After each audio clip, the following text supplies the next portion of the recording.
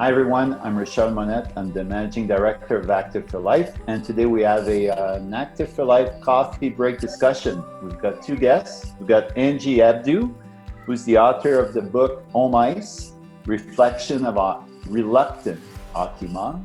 And we've got Mr. Karl Subban, who's the author of a book called How We Did It, the Subban Plan for Success in Hockey, School, and Life, and also the father of two successful hockey players. So our topic today is we're going to talk how to make kids' sport safe, fun, and positive for children.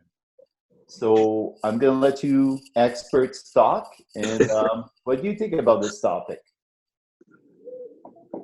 I'll let Karl go first.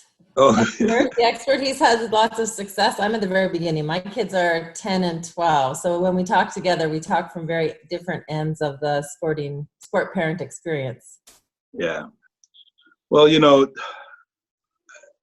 just looking back into my childhood, playing sports was something that I learned to do, and I learned about how important it was in terms of growing up, in terms of spending time with my parents. My dad played cricket, so he would take me to the cricket pitch with him. His cricket bat meant everything to me, and I couldn't wait to have my own. And soon, I wanted to be a cricketer. You know, sports taught me how to dream, and it taught me about the importance of dreams. When I came to Canada, I think sports saved my life because I didn't like Sudbury, Ontario. I remember looking out the window, I didn't see one child who looked like me. Then I heard them speaking, and I didn't hear one of them who sounded like Karl Subban or Francophones. So, but you know what? They invited me to play hockey with them. And that changed my life at that time. And as you know, the love of hockey has sort of defined my family and gave many of us, especially my sons, gave them a purpose and probably gave them added a lot of value to their lives. Now, as a parent, I look at sport, especially basketball and hockey, as that extra parent that our children needed to help to fulfill their potential. So sports has played a meaningful role in my life, and now I have my grandkids participating too. That's how I have spent quality time with them, is especially my 4 grandsons now. Sorry, 3 grandsons, 1 granddaughter.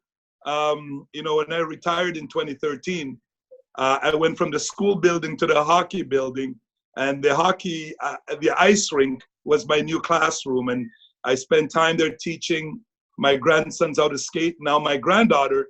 But you know what? It was a lot more than teaching them how to skate. It was getting to know them. If you want to influence them, you better spend time with them. So sports, to me, it's not just a vehicle for having fun. It's a vehicle for helping our children to fulfill their potential.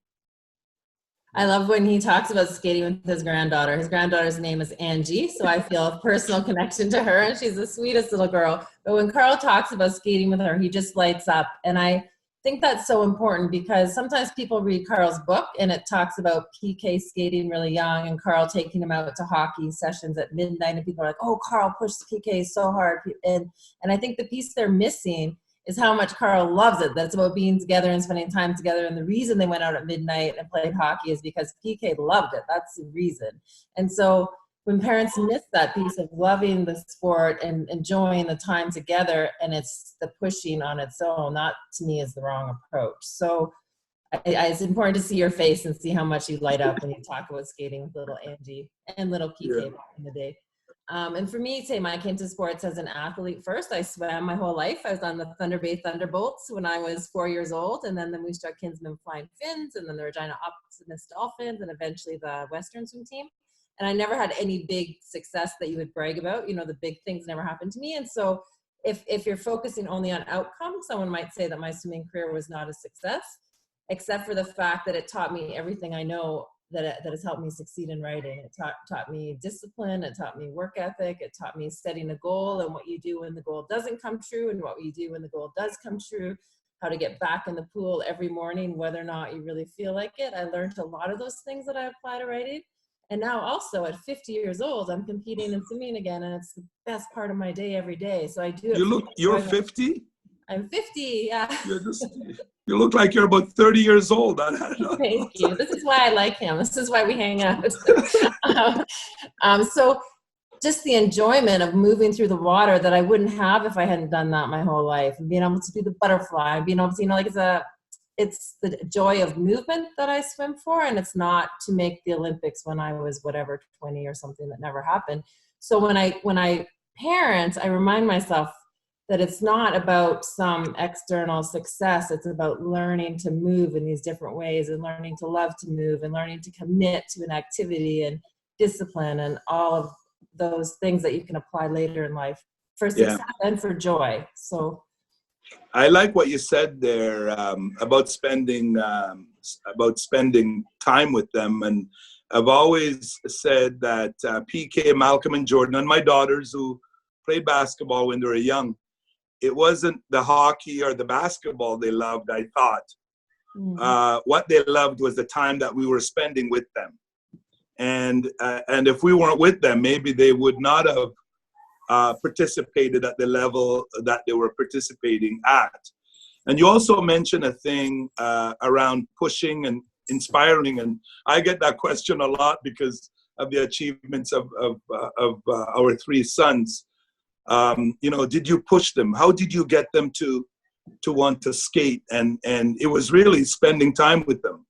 And I've also said, I've said this before, I'll say it again, I've never met a child who could not have used some pushing. But, you know, you can't push them more than you need to inspire them. Like, you know what I mean? Like, you need to inspire them more than you're pushing them, because by pushing them, you'll turn them off. And how do you inspire them? Well, it's by spending time with them and not always wearing the coach's hat. You know, you need to be mindful about how much time you know, what you're doing with them, that you're doing parenting stuff with them and not spending the whole time with them being a coach. That can be problematic. I've always said, I've always told this story about what Maria said. The most important dad that the boys needed growing up was not Karl the hockey dad, but Karl the dad. So we have to understand that there needs to be a balance.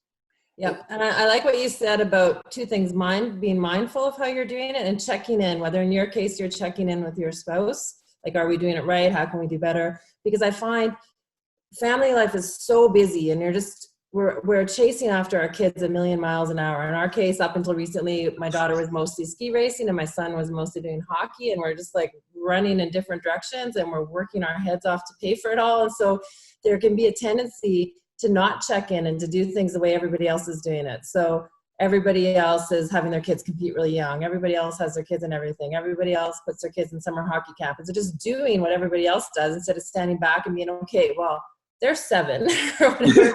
They don't want to go to summer camp. Like, how could they do a different sport? Or they like, you know, or could we just hang out and do something, a sport fun together as a family? So kind of checking in, and we've started checking in and saying, why are we doing this? What's our end goal and how are we going about it? And being very vigilant that we're doing things for our own family's right reasons, not because it's the way sport culture is set up or the way our neighbors are doing it.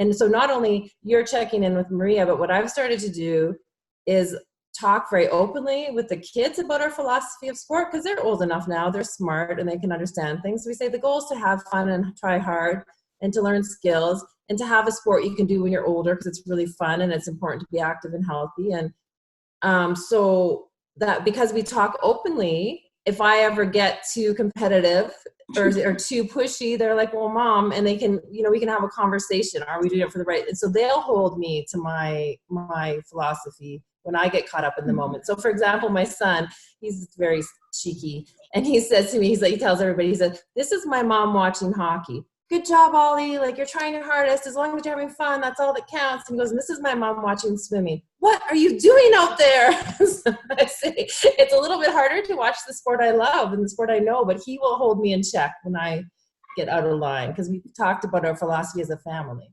So I'd like to step in here. What I find really interesting is that, we're all converted to sport. I really honestly believe sports saved my life as well.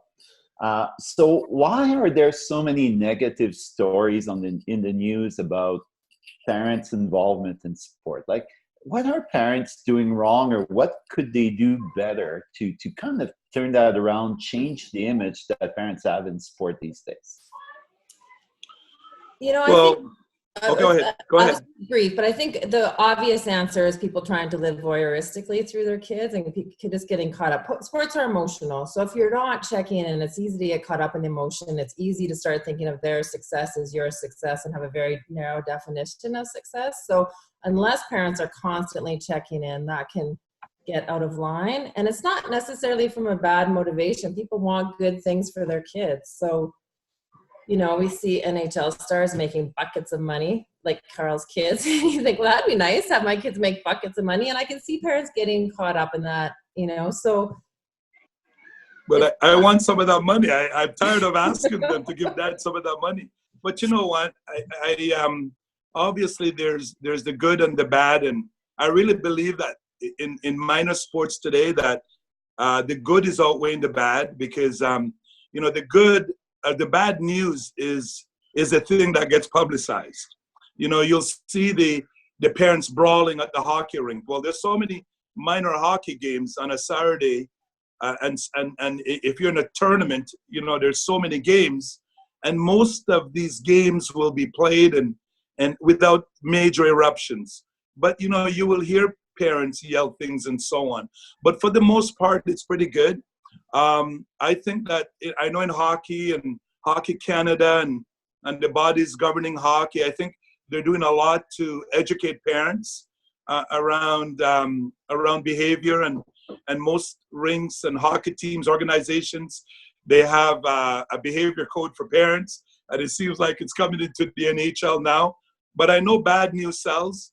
But I think, Angie, you touched on it there regarding the emotions of parents.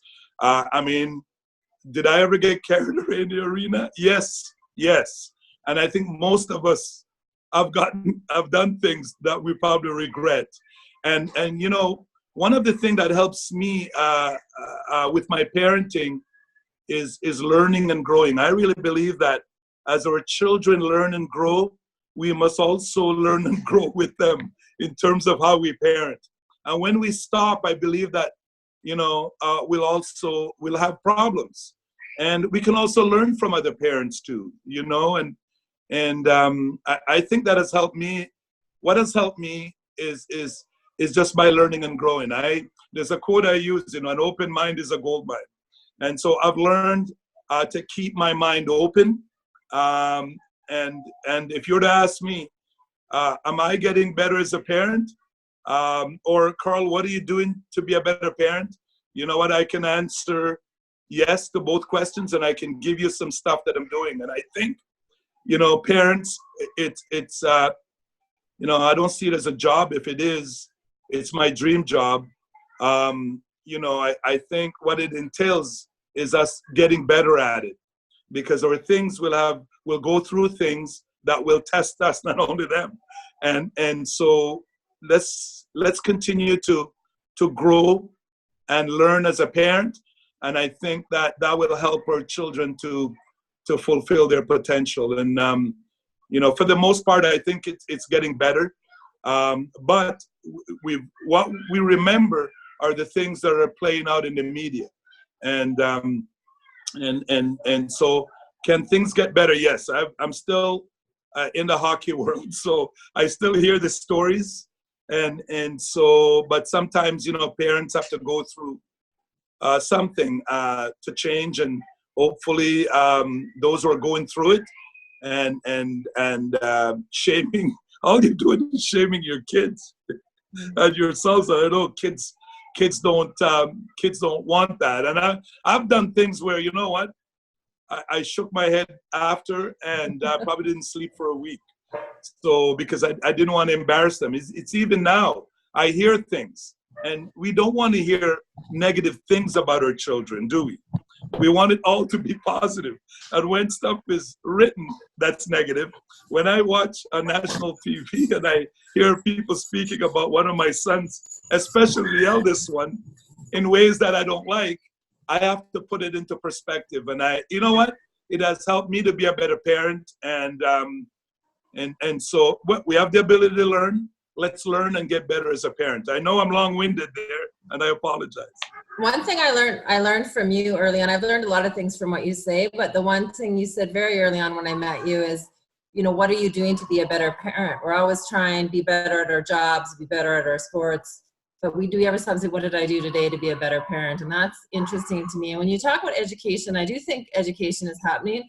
One thing I would like parents to be more educated about is that you know, you don't have to decide when they're 5 if they're a hockey star or a gymnastic star or a swimming star. Like, let them do a bunch of different things, and kids grow at different rates, and kids get coordinated at different rates. Like, let them do a mix of things, and then after puberty, have a look and start talking about tiering and who's going to do elite sports and who's good and who's not. Because what ends up happening is they say too early who's good and who's not, and kids quit or kids get discouraged. And you could keep more kids in the games for longer and then worry about elite stuff when they're older. And I see parents, so much pressure on parents, like, is my kid good? Are they good? Do they have it? When they're like 6. I know, not at 5 or 6, but you know, that what you were saying there about children develop at different rate. I love sharing this story I have with a parent friend of mine. I called him one day and he calls me coach. He goes, geez, coach, I'm so happy you called me. I go, why? He goes, you know, my son is not showing enough jam on the ice. So you know what he means by that is, yeah. He's not chasing the puck. He's never where the puck is. So right away I went into my teaching mode, and I've learned this with my sons too. I asked him, I said, do they use green strawberries or ripe strawberries to make jam? We all know what the answer is. They use the ripe ones. And I said, you know what? He's just not ripe enough yet to do what we want him to do. And so that's a wonderful lesson for parents. Sometimes our children are not ready to do what we want them to do. They're not ready physically, emotionally, socially. And so we need to keep that in mind. And the other thing is, let's stop comparing. I learned that. That's one of the lessons I learned in hockey. Karl, do not compare your kids to other children, especially those on the same team. You know what I mean? And so that is a source of a lot of stress for parents, you know? So you should be thinking about who your child is, and they're all different. They're all developing at different rate. And sometimes they will not do those things we want them to do until they're ready to do them. And let's not compare them to, you know, to the child next door or to his teammate you know what I mean?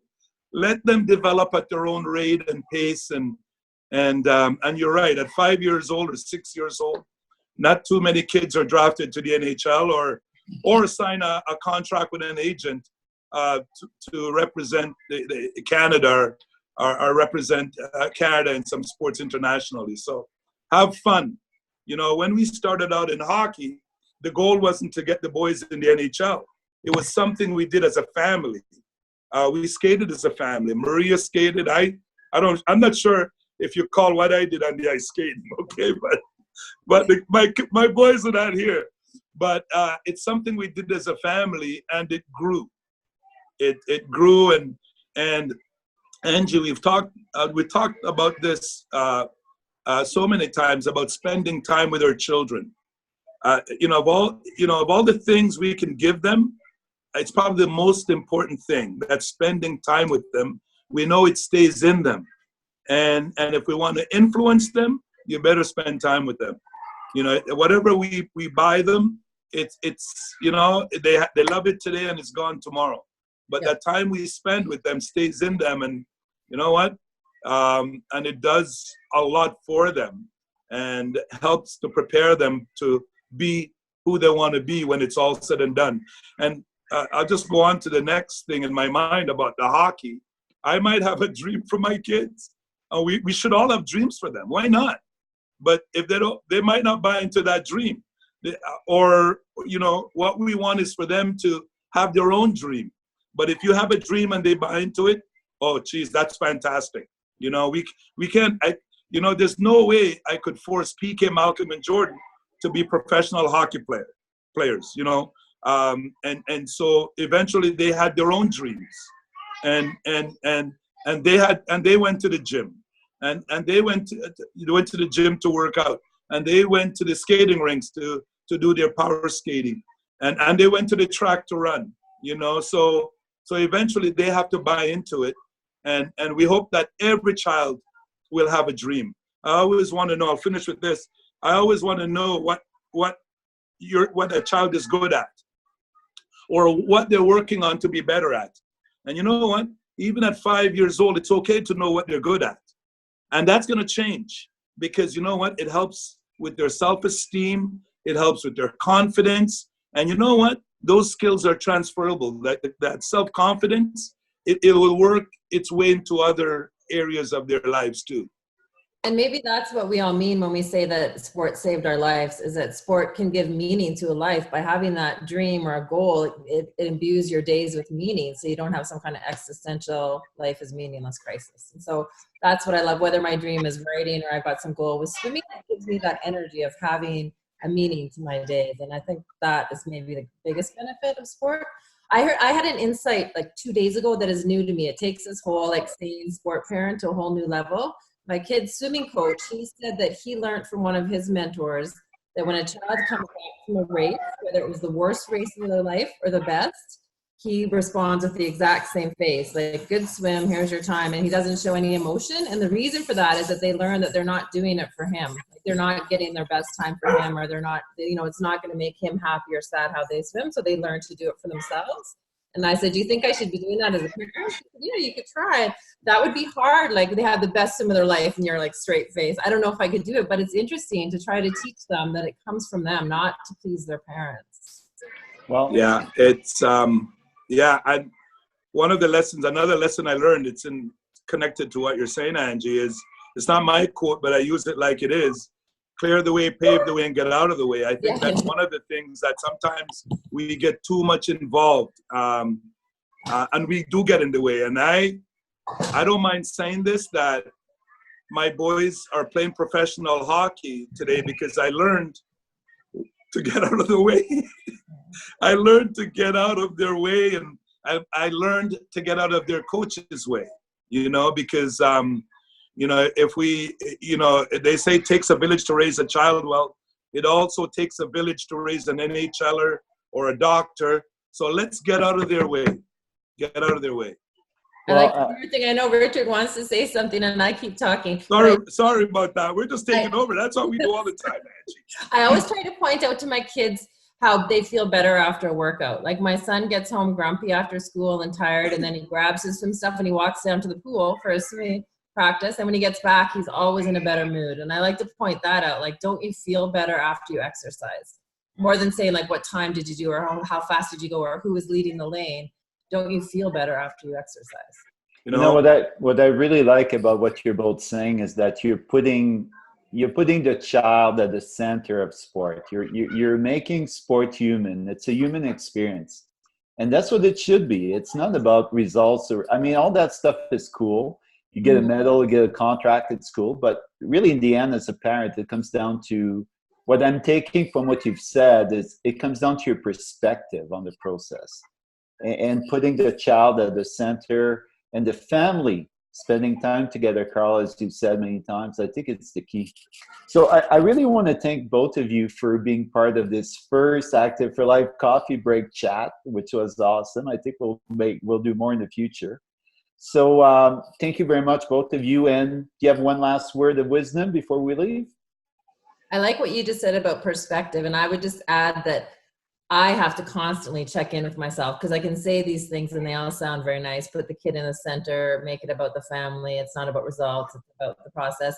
But if I'm not checking in with myself, I can get caught up and forget that. So constantly come back to, am I doing that properly?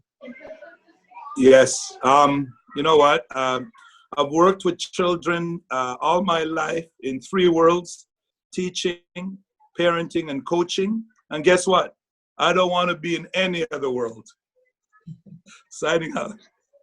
Well, thank you very much, Angie and Karl, and you know, many successes in your life going forward with your grandchildren and your children, and I hope you have a really happy and physically active life. Thank you very much. Thank you. Thank you. And thank you, Richard. Keep up the good work. Well do. Thanks, Karl. Thanks, Karl.